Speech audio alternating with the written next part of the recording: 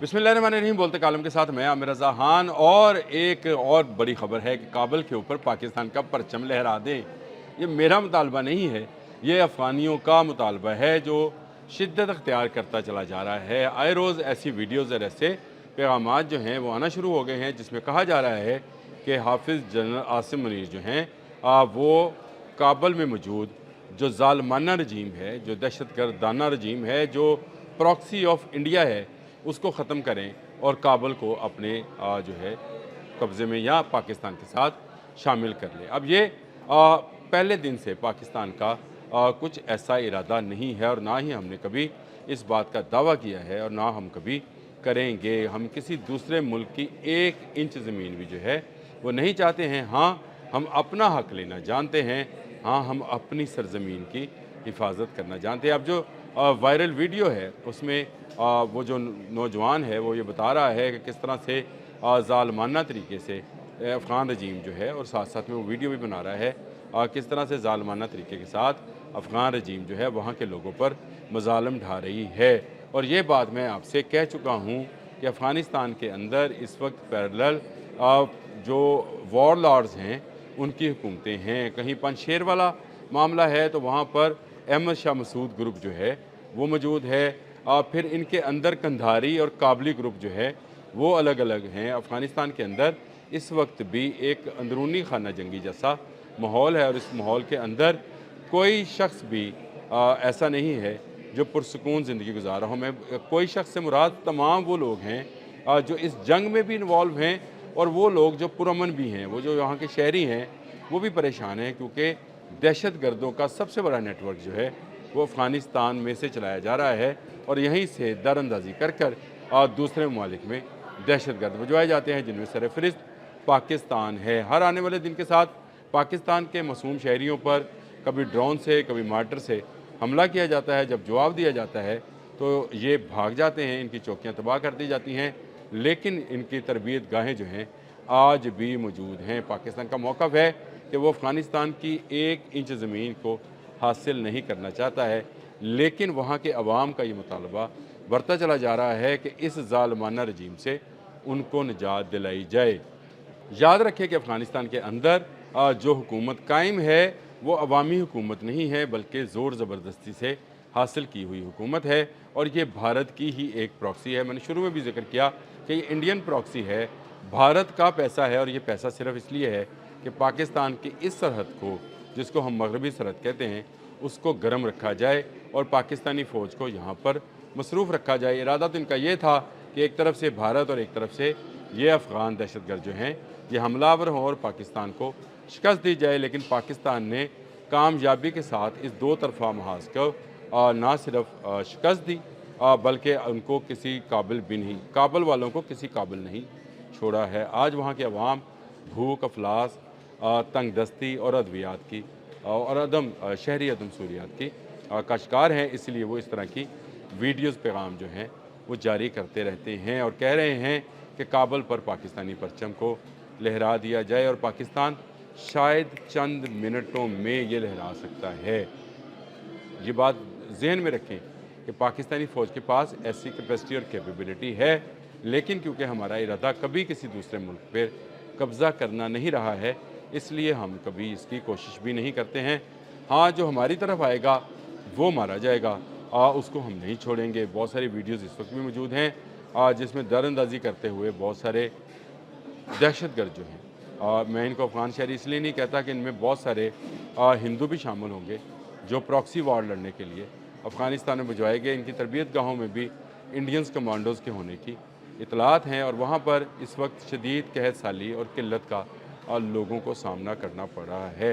अफ़गानिस्तान के अंदर भूख और अफलास नंगा नाच रही है। ये मेरा कहना नहीं है, दुनिया के जो बड़े अदारे हैं जो कि अक़वाम मुत्तहिदा के तहत काम करते हैं, उन्होंने भी बताया है कि अफ़गान बच्चे फूड डेफिशिएंसी का शिकार हैं। अफ़गान औरतें इलाज के लिए किसी को दिखा नहीं सकती हैं, क्योंकि वहाँ पर औरतों के तलीम हासिल करने पर, छठी जमात के ऊपर तलीम हासिल करने पर पाबंदी है, तो लेडी डॉक्टर कहाँ से बनेंगी? नहीं बनेंगी।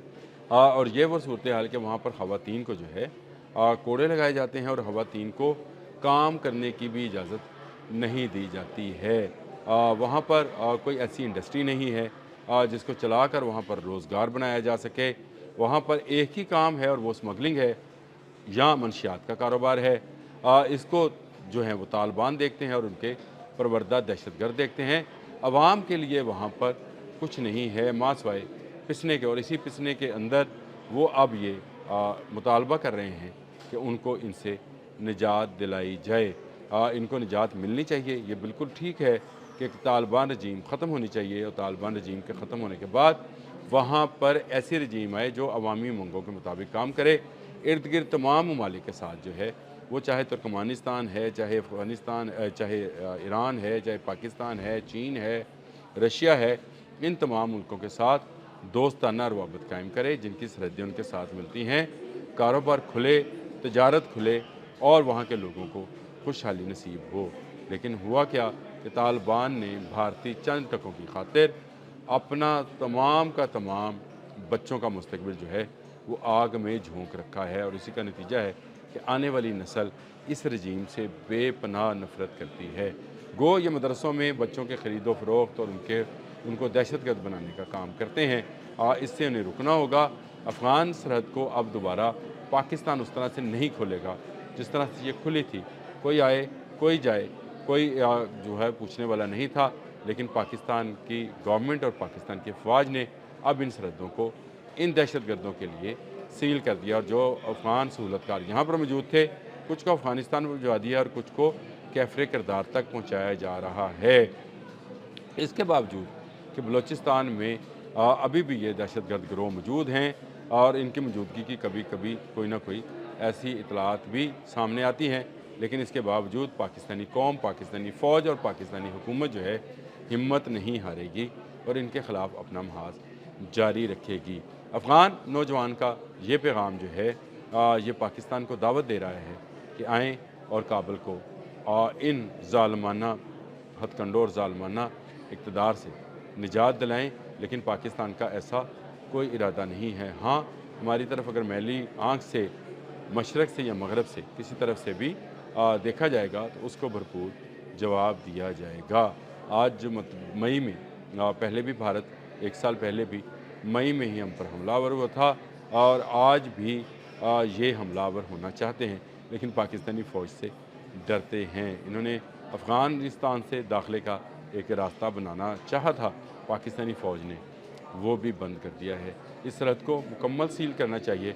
जो अफ़गानी यहाँ पर मौजूद हैं उन्हें तलाश करना चाहिए। अभी बहुत सारे अफ़गानी जो हैं दूर दराज के इलाकों में मौजूद हैं, इनको यहाँ से तलाश करके वापस जो है अफ़गानिस्तान भिजवाना चाहिए। चाहे इन्होंने यहाँ पर अपनी रिश्तेदारियाँ कायम कर रखी हैं, इनका कबायली सिस्टम है, उस कबायली सिस्टम का हमारी हुकूमत, हमारे लोगों के साथ कुछ लेना देना नहीं है।